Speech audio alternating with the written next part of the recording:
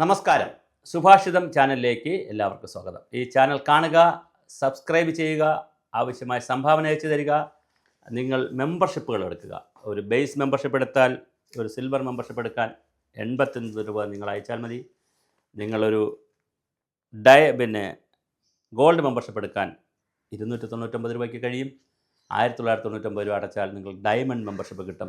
അതൊരു അഭിമാനമല്ലേ? നിങ്ങൾ സുഭാഷിതം ചാനലിൻ്റെ ഒരു മെമ്പറൊക്കെ ആവുക എന്ന് പറഞ്ഞാൽ ഞങ്ങൾക്ക് അഭിമാനം. നിങ്ങൾക്കല്ല, നിങ്ങൾക്ക് അങ്ങനെ അഭിമാനത്തിൻ്റെ ഇതുകൊണ്ട് എനിക്കറിയില്ല. ഞങ്ങൾക്കൊരു അഭിമാനമാണ്.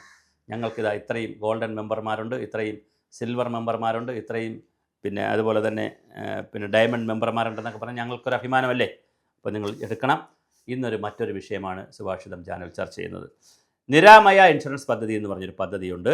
ഭിന്നശേഷിക്കാരായിട്ടുള്ള, അതായത് നമുക്കെല്ലാവർക്കും അത്യാവശ്യം എല്ലാ ശേഷിയുമുണ്ട്. കൈയും കാലും കണ്ണും ചെവിയും എല്ലാം കേൾക്കാൻ പഞ്ചേന്ദ്രിയങ്ങളെല്ലാം പ്രവർത്തിക്കുന്നു. പക്ഷേ ഇതെല്ലാം പ്രവർത്തിക്കാത്ത, പോളിയോ വന്നിട്ടുള്ള, ഓട്ടിസം വന്നിട്ടുള്ള, ഒത്തിരി അപകടങ്ങൾ പറ്റിയിട്ടുള്ള, വികലാംഗർ നമ്മളിപ്പോൾ പറയാറില്ല, ഭിന്നശേഷിക്കാരായിട്ടുള്ള നിരവധി ആളുകളുണ്ട്. പ്രത്യേകിച്ച് കുട്ടികളൊക്കെ ഉണ്ട്. അവർക്ക് പ്രതിമാസം ഒരു 10,000 രൂപ മുതൽ 15,000 രൂപ വരെ ചിലവ് വരുന്നവരുണ്ട്. ആലോചിച്ച് നോക്കൂ, 15,000 രൂപ വരെ ചിലവെന്ന് പറഞ്ഞാൽ ഒരു വർഷം എത്ര രൂപ? 10,000 രൂപയിൽ 1,20,000 രൂപ വരെ. അതുപോലെ മറ്റേതാകുമ്പോൾ 1,50,000 കൂടുതൽ 70,000 രൂപ വരെ, 80,000 രൂപ വരെ ഒരു വർഷം ചിലവാകുന്ന ആളുകളുണ്ട് മരുന്നിന് വേണ്ടി, മറ്റാവശ്യങ്ങൾക്ക് വേണ്ടി. ഇത് കിട്ടാതെ, ഇതിൻ്റെ റീഇംബേഴ്സ്മെൻറ്റ് കിട്ടാതെ സംസ്ഥാനത്ത് ഇൻഷുറൻസ് പദ്ധതിയിൽ അംഗങ്ങളായ ഭിന്നശേഷിക്കാർ വലിയ ബുദ്ധിമുട്ടിലാണ് വന്നിരിക്കുന്നത്. അതിലൊരു മുജീബ് എന്ന് പറയുന്ന ആലപ്പുഴയുള്ളൊരു അദ്ദേഹം, ഇതൊരു പത്രവാർത്തയും കൂടിയാണ്, പറഞ്ഞ ഇൻഷുറൻസ് ക്ലെയിമിനെ നിഷേധിക്കുന്നതിനെതിരെ എംപിമാർക്ക് പലതവണ പരാതി കൊടുത്ത പരിഹാരമുണ്ടായില്ല. 5 വയസ്സ് മുതൽ പദ്ധതിയുടെ ഭാഗമായി പ്രീമിയം അടച്ച് മകന് 23 വയസ്സായിട്ടും ഒരു ക്ലെയിമും അനുവദിച്ച് തന്നിട്ടില്ല. അതൊരു വലിയ പ്രശ്നം തന്നെയാണ്, ഗുരുതരമായ പ്രശ്നമാണ്. ഒരു സമൂഹം പുരോഗമനപരമെന്നും വികസനപരമെന്നും നവകേരളം എന്നൊക്കെ പറയുന്നത് അധസ്ഥിതരായിട്ടുള്ള, അശരണരായിട്ടുള്ള, നിശബ്ദരായിട്ടുള്ള, നിരാലംബരായിട്ടുള്ള ആളുകളെ എങ്ങനെ കൈകാര്യം ചെയ്യുന്നു എന്നുള്ളതനുസരിച്ചാണ്. മധ്യവർഗത്തിന് എന്തൊക്കെ കൊടുത്തു എന്നുള്ളത് ഇവിടുത്തെ വിഷയമല്ല. ഉപരിവർഗത്തിന് എന്തൊക്കെ നേടിയെടുക്കാൻ കഴിഞ്ഞു എന്നുള്ളതൊന്നും ഒരു വിഷയമല്ല.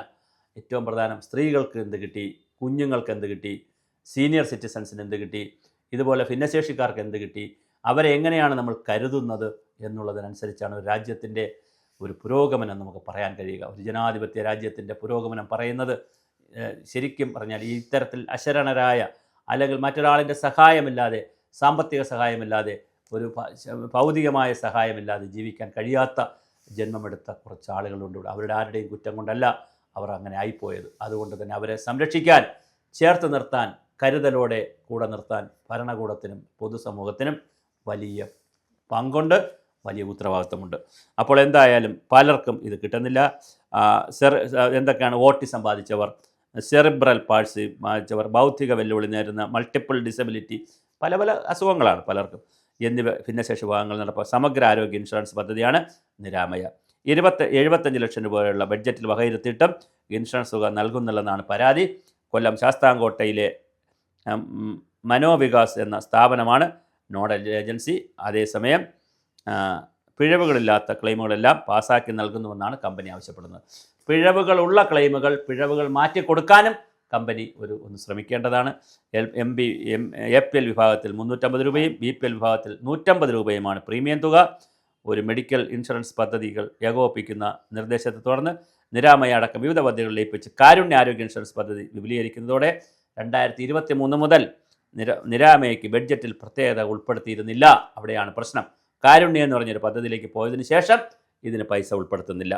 എന്നാൽ ഭിന്നശേഷിക്കാർക്ക് മാത്രമായി ഇൻഷുറൻസ് പദ്ധതി ആരംഭിക്കാൻ കഴിഞ്ഞിട്ടില്ലെന്ന് വിലയിരുത്തുന്നത് കൊണ്ട് നിരാമയ പുനരാരംഭിച്ചു. അപ്പോൾ നിരാമയ വീണ്ടും പുനരാരംഭിച്ചു. തുടർന്നാണ് ഈ വർഷം ബഡ്ജറ്റിൽ തുക വകയിരുത്തിയത്. പക്ഷേ എങ്കിലും വകയിരുത്തിയ തുക കിട്ടുന്നതുമായി ബന്ധ പ്രശ്നങ്ങൾ, ഈ പേപ്പർ വർക്ക്, കാരണം ഇത് ഒരു പ്രധാന പ്രശ്നം. ഈ പല വീട്ടമ്മമാരും അമ്മമാരും മാത്രമേ ഉള്ളതെങ്കിൽ അവർ മക്കളെ നോക്കി മാനസികമായിട്ടൊക്കെ തകർന്നിരിക്കുന്നവരാണ്. അപ്പോൾ അവരെ ക്ലെയിമിലൊക്കെ കുഞ്ഞു പ്രശ്നങ്ങൾ വരും. അതിനൊരു സംവിധാനം ഗവൺമെൻറ് ആലോചിക്കേണ്ടതാണ്. നമുക്ക് ഇപ്പോൾ ആശാ വർക്കേഴ്സ് ഉണ്ട്, അംഗനവാടിക്കാരുണ്ട്, ഒത്തിരി ആളുകളുണ്ട് താഴെ. അവർക്കും ചെറിയ ഇൻസെൻറ്റീവ് കൊടുക്കണം. അവർക്ക് അഡീഷണൽ വർക്ക് കൊടുത്തുകൊണ്ട് കാര്യമില്ല, ചെറിയ ഇൻസെൻറ്റീവ് കൊടുക്കണം.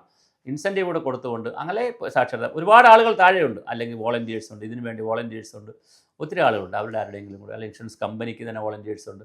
ആരെങ്കിലും ഒന്ന് സഹായിച്ചുകൊണ്ട് ഈ വിഭാഗത്തിൽ എല്ലാവർക്കും ഇത് കിട്ടുന്നുവെന്ന് നമുക്ക് ഉറപ്പുവരുത്തേണ്ടതുണ്ട്. എന്തായാലും ക്ലെയിം കിട്ടാതെ ഭിന്നശേഷിക്കാർ ചികിത്സ കിട്ടാതിരുന്നാൽ അവർക്ക് കരയാൻ പോലും കഴിയില്ല എന്നുള്ളത് ഭരണകൂടത്തിലുള്ളവരും പൊതുസമൂഹവും മനസ്സിലാക്കണം. അവരുടെ കണ്ണുനീരിന് വലിയ വിലയാണുള്ളത്.